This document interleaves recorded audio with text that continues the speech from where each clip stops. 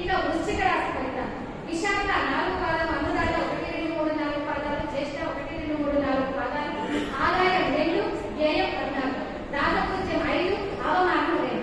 ఈ రాశి వారికి సౌభాగ్యకరంగా ఉండేటట్లుగా గత సంవత్సరంలో తొలగినట్లు జీవిత ఆశయాల మీద ఫలితాలు వచ్చేటట్టుగా ఉండాలి. ఉద్యోగంలో మంచి ప్రయత్నంతో ఉంటారు. ప్రత్యేక శ్రద్ధ తీసుకోవాలి. అభిషేకాలు, అర్చనలు మీరు చేయించుకోవాలి. ఆయా వృత్తి అంతా కూడా బాగుంటుంది. మంచితనంతో మీరు వారసత్వ వృద్ధి చేసుకుంటూ ఉంటారు. ఆ తర్వాత వీరికి ఏప్రిల్ నెలలో శుభకార్య సంపదలు కలంకలు ఉంటాయి. మేలో ఆస్తిమతగా అసౌకర్యంగా ఉంటుంది. జూన్లో వృత్తి ఉద్యోగాల్లో ముందంజలో ఉంటారు. జూలైలో గౌరవ సన్మానాలు పొందుతూ ఉంటారు. అక్టోబర్లో కార్యక్రమాల్లో అగ్ని ప్రమాదాలతో మీరు కష్టపడి పనిచేయకుండా ఉండాలి. నవంబర్లో వ్యక్తిగతంగా స్వతంత్ర నిర్ణయాలతో ఉండాలి. డిసెంబర్లో మంచి సత్యాన్వేషణతో ఉండాలి.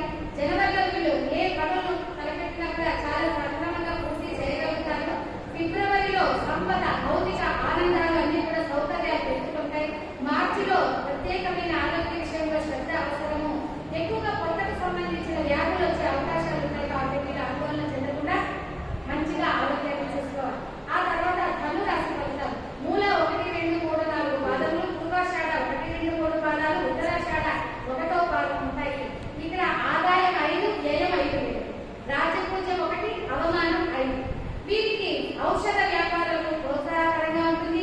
కలెక్టర్ స్థానంలో గురుడు కలెక్టర్తో ఉండడం వల్ల అభివృద్ధి సానుకూలత పొందుతారు. వీరికి నోటిపూత, తలనొప్పి అంటే ఉష్ణములకు సంబంధించినటువంటి వ్యాధులు వచ్చేటువంటి ఉంది కనుక వారు శనగలు దానం చేస్తే స్వస్థత పొందుతారు. వైవాహిక సంబంధాల్లో పరస్పర అవగాహన ఉంటుంది. వీళ్ళకి క్రమశిక్షణతో ఉన్నటువంటి జీవితాన్ని గడుపుతుంటారు. ఎంతో ధైర్యంగా ఎంత కార్యాన్నైనా అవలీలగా చేసేటువంటి కెపాసిటీ ఈ ధనురాశి వారికి ఉంటుంది. మంచి సృజనాత్మకతతో అన్ని అవకాశాలు వీళ్ళు చేర్చుకొని మిత్రుల నుంచి మద్దతు పెట్టుకొని డబ్బులు కూడా చాలా ఎక్కువ సహాయంగా